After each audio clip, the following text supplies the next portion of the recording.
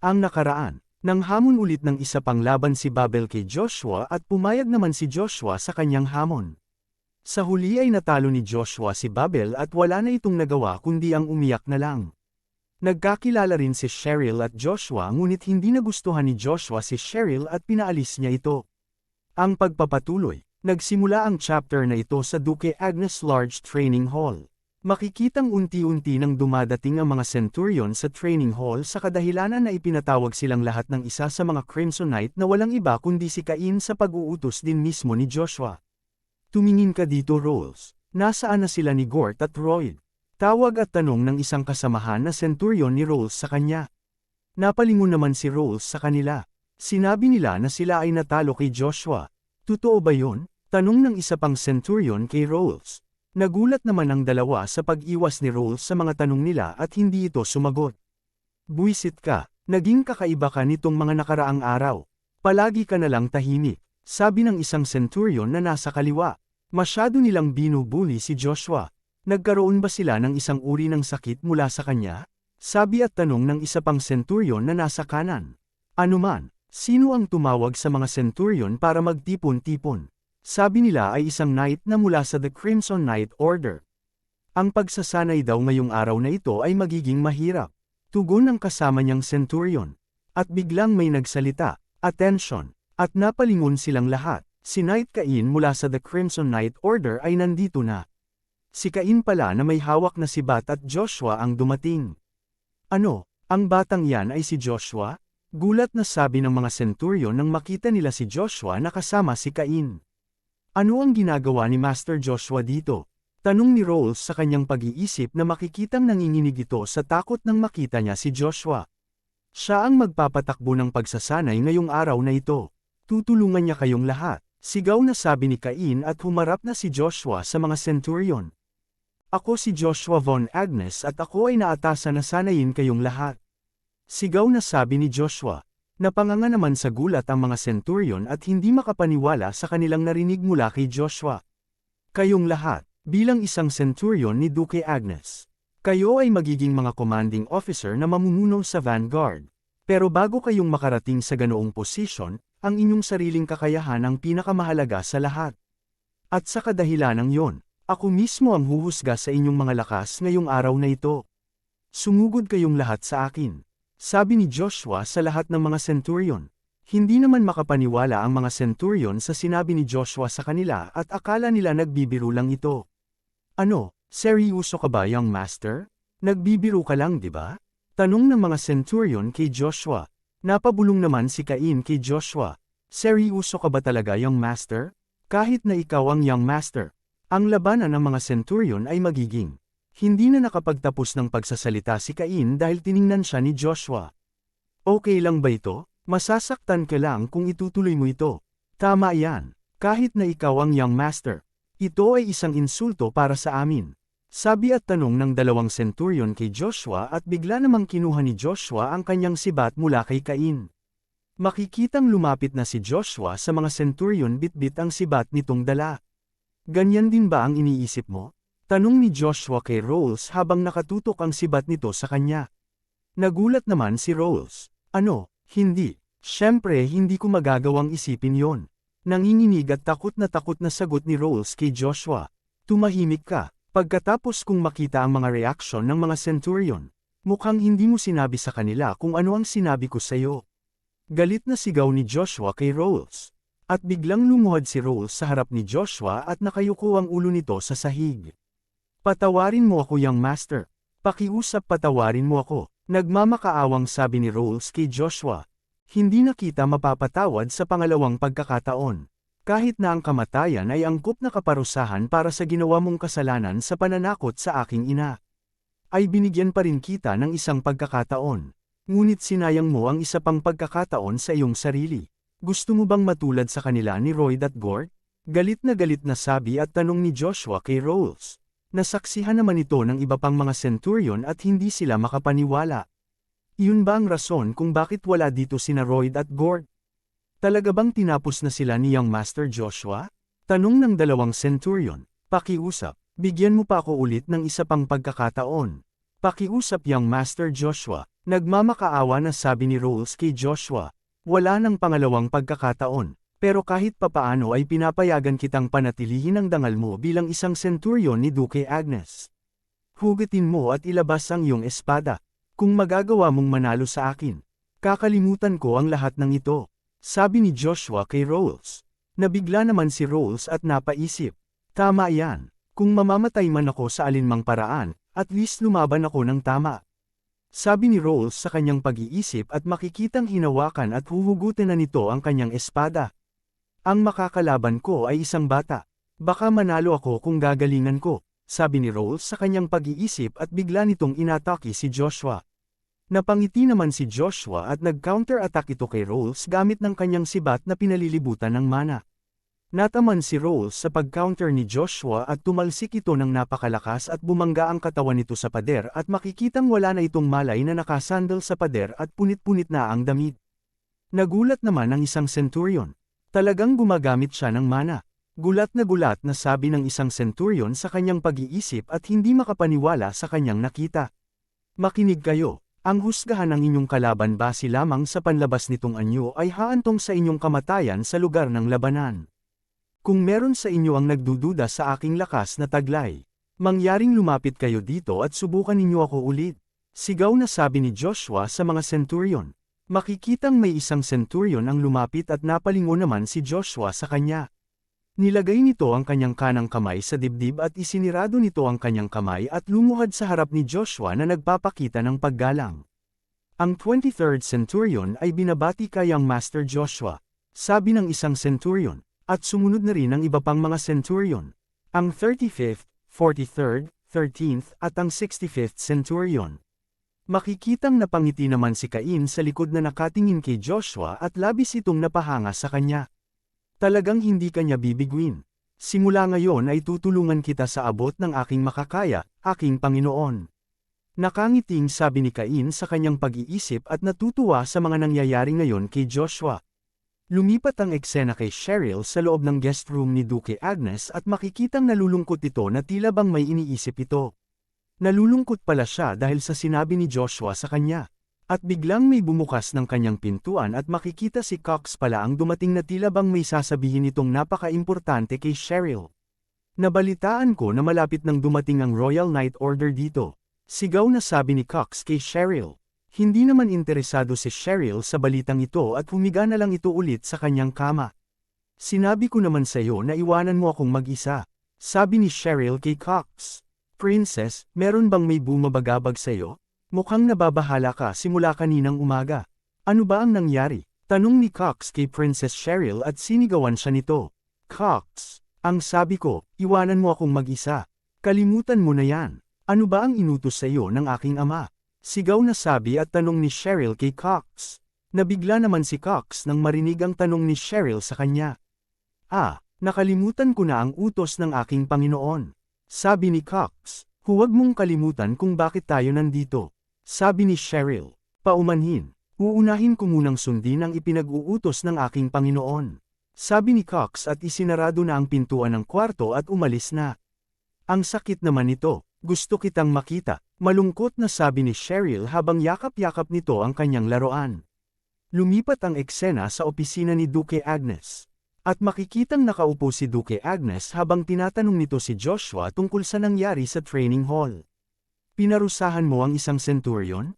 Tanong ng Duke kay Joshua. Oo, yun nga ang nangyari. Alam mo sa sarili mo Duke kung ano ang mga uri ng mga salita ang mga pinagsasabi ng mga knight tungkol sa aking ina. At dahil dun, sinunod ko lang ang martial law at dalian kung pinarusahan siya sa pag-iinsulto ng isang maharlika. Sagot naman ni Joshua sa Duke na makikitang nakaluhod ito sa harapan niya tanda ng paggalang.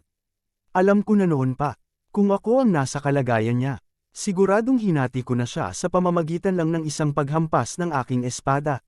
Sabi ni Duke Agnes sa kanyang pag-iisip. At ganun pa man, ito ay isang kahihiyan. Tugon naman ni Duke Agnes kay Joshua. Iniisip mo ba ito bilang hindi inaasahang pangyayari na dulot ng isang bata na walang katinoan? Tanong ni Joshua sa Duke. Sinasabi mo bang meron pang ibang dahilan? Tanong ng Duke. Ilang araw lang ang nakalipas. Ako ay isang bastardo na bata na inabandona sa isang kamalig. Kahit na sabihin mong nakakuha ako ng mga bagong kasanayan, ang biglang pagkakaroon ng tiwala ay magiging mahirap. Sabi ni Joshua sa Duke. Ano naman kung ganon? Tugon na tanong ng Duke kay Joshua. Ang hindi kapanipaniwalang lakas ko ay gagamitin ko para magtanim ng takot at sindak sa kanila. Dahil kung hindi ko ito gagawin, hindi sila magdadalawang isip na harapin ang aking ina o ako. Kaya sinigurado ko na tip-onin ang lahat ng mga centurion para ipakita ko sa kanila na tinataglay ko ang dugo ng Duke. Sabi ni Joshua sa Duke. Nakikita ko, naiintindihan ko na ngayon, sabi ng Duke at tumayo na ito. Hayaan mo na lang na ganoon at maghanda ka na para umalis. Para husgahan ang iyong mana. Ang Royal Knight Order ay ipinadala dito. Narinig mo naman ito, di ba? Sabi at tanong ng Duke kay Joshua. Oo, narinig ko na ito. Kung gayon aalis na ako para tapusin ang aking paghahanda. Tugon naman ni Joshua sa Duke. Lumipat ang eksena na makikita ang isang gintong leon na badge na nagsisimbolo ng Knight Orders. Excited na talaga ako. Ang isipin na ang dalawang C-rank knights na wala pa sa tamang edad ay lilito dito mismo sa ating dukedom. Sabi ni Armstrong. Agnes Dukedom. The First Knight Orders. Golden Main Leader, Armstrong. Kahit na ang isa ay isang anak ng Kerida. Sabi naman ni Chiffon at makikita naman na narinig ito ni Armstrong.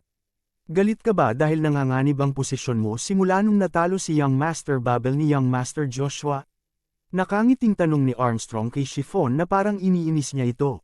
Ano, saan mo narinig ang ganyang kalokohan? Naiinis na tanong ni Chiffon kay Armstrong at silang dalawa ay nagulat nang biglang dumating sina Duke Agnes at Joshua. Ang Royal Knight Order ay pad-ating na. Ngunit heto kayo, nagtatalo sa isa't isa. Sabi ng Duke sa kanila.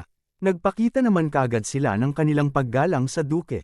Binabati namin ang Duke. Sabi nilang dalawa at napansin naman ni Armstrong si Joshua. Siya ba si Young Master Joshua? Hindi naman siya mukhang malakas. Tanong at sabi ni Armstrong sa kanyang pag-iisip habang tinitingnan nito si Joshua. Sa wakas nandito na sila. Sabi ni Joshua. At nagulat naman si Armstrong at napalingon ito. At dumating na nga ang Royal Knights Order sa kanilang dukedom. Sino ba ang pupunta dito? Nagpadala ba ang Royal Knight Order ng isang buong batalyon? Gulat na tanong ni Chiffon. Makikitang may isang tao na bumaba mula sa isang karwahe. Ito pala ang Agnes Dukedom na isa sa mga 9 stars. Sabi ng isang batang bumaba mula sa karwahe. Nagulat naman si Duke Agnes at hindi makapaniwala nang makita ang batang bumaba mula sa karwahe. Ikaw ang ikaapat na prinsipe. Sigaw na sabi ni Duke Agnes. Ang ikaapat na prinsipe, Kaiser Van Britain. Ang isipin na darating ng ganito kabilis ang sandaling ito. Sabi ni Joshua nang makita niya ang ikaapat na prinsipe na si Kaiser Van Britain. Sa nakaraang buhay ni Joshua, si Kaiser Van Britain ay ang matalik niyang kaibigan na kung saan pinagtaksilan siya nito at hinayaan na lang na mamatay. Lumipat ang eksena at makikitang may bumagsak at nasakta na isang knight dahil may umatake sa kanya. Patawarin mo ako, pakiusap tumigil ka na, Joker. Nagmamakawang sabi ng knight sa isang tao na nasa harapan niya na pinapalibutan ng mana. Bigla naman siyang inatake ng taong ito gamit ng kanyang espada. Ang lakas naman ng loob mo para utusan ako ng isang mahinang katulad mo. Sabi ni Joker, Joker, 1st Imperial Battalion, Knight Order Captain, alam kong pupunta ka rito. Sabi ng isang taong dumating kay Joker. At bigla namang nagulat at napalingon si Joker. Kung patuloy mong binubuli ang lahat ng mga bagong dating, sino pa ang gugustuhin sumali sa Imperial Knight Order? Sabi at tanong ng lalaking dumating kay Joker. Hindi ko makayanang tingnan sila na kumikilos na parang isang knight dahil lang nakagamit sila ng kaunting mana. Ngunit bakit ka nandito? Sabi at tanong ni Joker sa taong dumating. Mayroong isang misyon mula kay Vanessa na dapat mong gawin.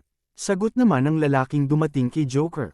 Makikita naman na sinalubong nila ni Joshua, Duke Agnes, Chiffon at Armstrong ang ikaapat na prinsipe kasama ang mga Royal Knight Order. At bumalik naman kaagad ang eksena kay Joker. Sisiguraduhin ko lang na ang batang yon na si Joshua ay hindi na makakahawak ng espada sa buong buhay nito. Sabi ni Joker sa kanyang pag-iisip. Hula ko siya yon, ang pinag-uusapan na si Young Master Joshua. Sabi ni Kaiser nang makita nito si Joshua. Makikita naman ang galit na mukha ni Joshua nang makita niya si Kaiser. Kaiser, ang pasaway na batang yon. Sabi ni Joshua sa kanyang pag-iisip habang nakatingin ito kay Kaiser. Young Master Joshua, mangyaring obserbahan ang iyong mga asal. Ikaw ay nasa presensya ng prinsipe. Sabi ng isang lalaki na katabi ni Kaiser kay Joshua. Nagbibiro ba kayo? Hindi kailanman maaaring magkaroon ng 2 araw sa ilalim ng parehong kalangitan sa imperyo. Maliban sa isang Panginoon na pinaglilingkuran ng isa. Ang tanging tao na kailangang bigyan ng respeto ng isang knight sa loob ng Avalon ay ang emperador. Kailangan ko bang magbigay galang sa ika-4 na prinsipe na hindi tiyak ang pagkakakilanlan? Tugon na sabi at tanong ni Joshua sa lalaking katabi ni Kaiser. At biglang sumigaw ang isang lalaki. Knights, forward! Sigaw na lalaki at makikitang huhugutin nito ang kanyang espada. Nagulat naman si Joshua. Mukhang wala na sa isip ang batang bastos na ito. Isa ka lang hamak na anak sa labas na naglilinis lang ng mga dumi ng kabayo hanggang kamakailan lang. Nahulog ka ba sa balon na puno ng mga dumi at nabaliw? Galit na sigaw at tanong ng lalaki kay Joshua at makikitang hawak-hawak na nito ang kanyang espada. Balmung Dun Brown, 9th Imperial Battalion, Vice Captain. Bigla din namang binunot ni Armstrong ang kanyang espada para protektahan si Joshua mula kay Balmung at siya ay nagulat. Maiintindihan ko kung siya ay si Duke Agnes ngunit bakit mo ipinagtatanggol ang isang hamak na anak sa labas na tulad niya? Sabi at tanong ni Balmung kay Armstrong. Si Young Master Joshua ay party din ng pamilya ni Duke Agnes. Sagot naman ni Armstrong at biglang pumagitna na si Duke Agnes sa kanila na makikitang nagpalabas ito ng isang napakalakas na aura ng mana at nagulat silang dalawa. Kayo ay nasa presensya ng prinsipe. Gusto niyo bang dalawang mamatay? Sabi at tanong ni Duke Agnes sa kanilang dalawa. Iyan ang isa sa mga 9 stars, Duke Arden von Agnes. Ang tindi naman ng pressure na ito. Sabi ni Balmung na nanginginig ito sa takot nang maramdaman niya ang lakas ng Duke.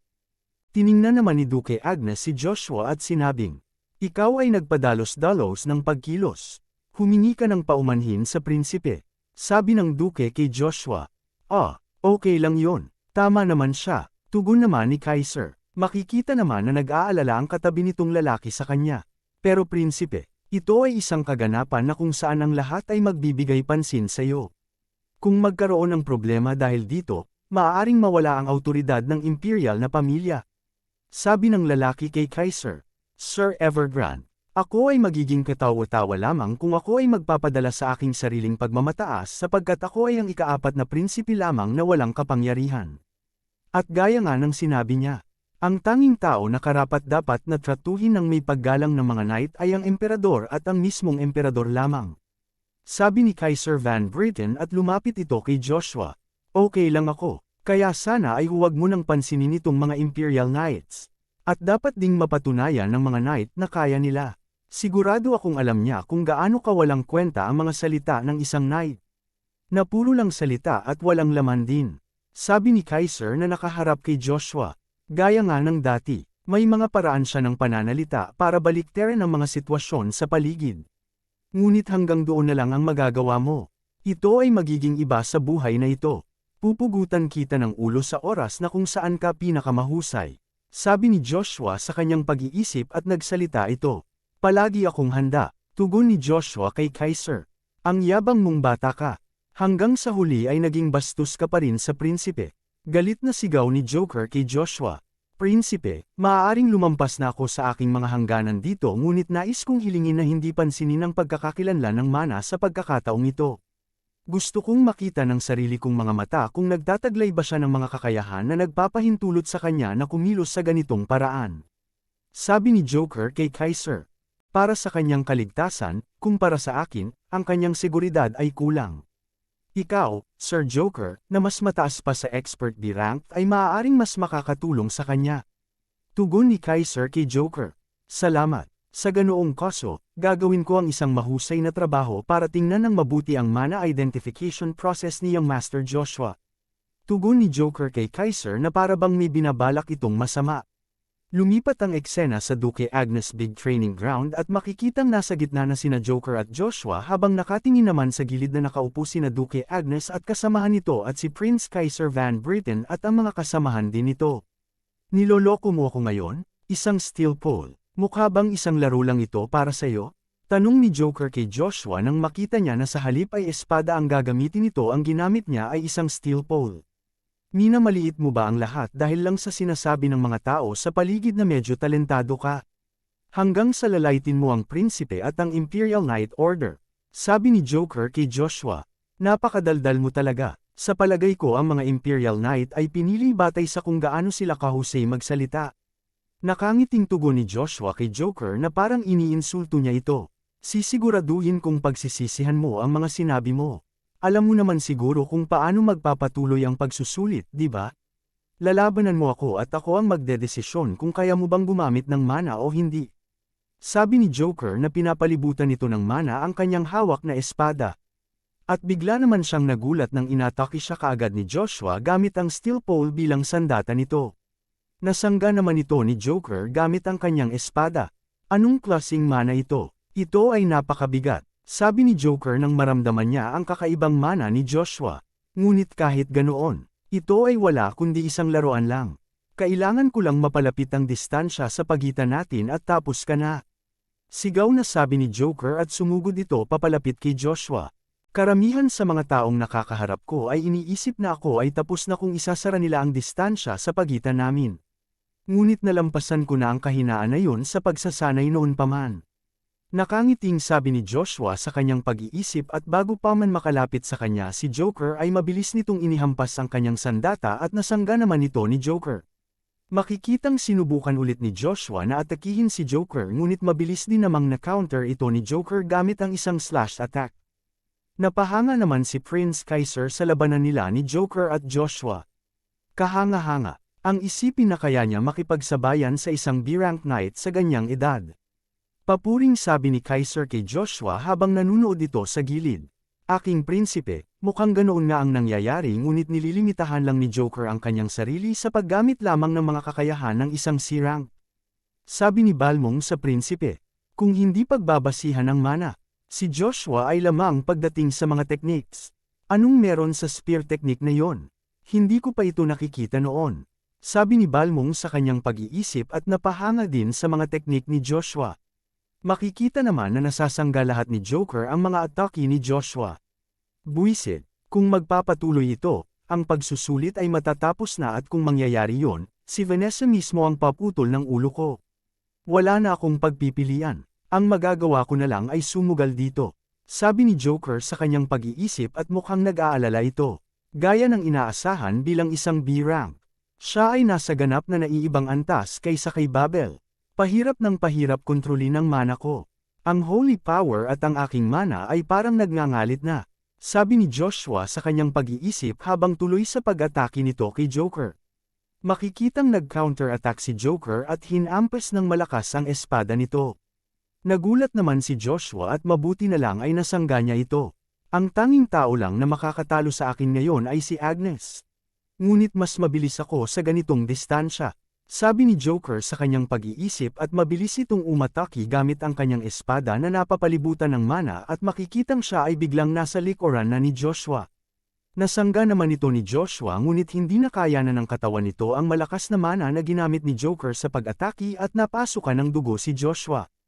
Napatayo naman at nagulat si Armstrong nung makita ito. Duke, ang mana ni Joker ay lumampas na sa B-grade. Nasa panganib na si Young Master Joshua. Sigaw na sabi ni Armstrong na nag-aalala na ito kay Joshua. Pigilan mo lang ang iyong sarili at magmasid. Tugon naman ng Duke kay Armstrong. Bahagya mo bang nadepensahan yun sa pamamagitan ng pagtutuon ng iyong mana sa isang dulo? Ngunit hindi yun gagana sa pagkakataong ito. Sigaw na sabi ni Joker kay Joshua at aakmang aatake ulit ito. Makikita naman na itinutuon ni Joshua ang kanyang mana sa isang party ng kanyang sandata. Walang silbi na subukan at ipunin ang kaunti na mana na mayroon ka. At mabilis na sumugod ulit si Joker kay Joshua. Makikita naman na napasigaw si Balmong. Joker, ano ang iyong balak na gawin? Tumigil ka na ngayon na. Sigaw ni Balmong kay Joker. At lumikha ng napakalakas na pagsabog ang pagsalpukan ng mana nila ni Joker at ni Joshua. Tiningnan lang naman ito ni Duke Agnes at naghihintay lang sa resulta ng labanan. Natutuwa naman si Kaiser sa kanyang nasaksihan na labanan at makikita naman si Balmong na pinoprotektahan ang prinsipe. Ito ay isang napakalaking problema. Sabi ni Balmong, At unti-unting nawala na ang usok na dulot ng kanilang salpukan at makikitang nakatayo pa rin si Joshua samantalang naitulak naman papalayo si Joker. Ano, naitulak ako papalayo? Ano ba ang nangyari? Tanong ni Joker sa kanyang pag-iisip na hindi makapaniwala sa nangyari. Makikita naman si Joshua na nakatayo at hawak-hawak na nito si Lugia. At dito na natatapos ang chapter na ito. Salamat.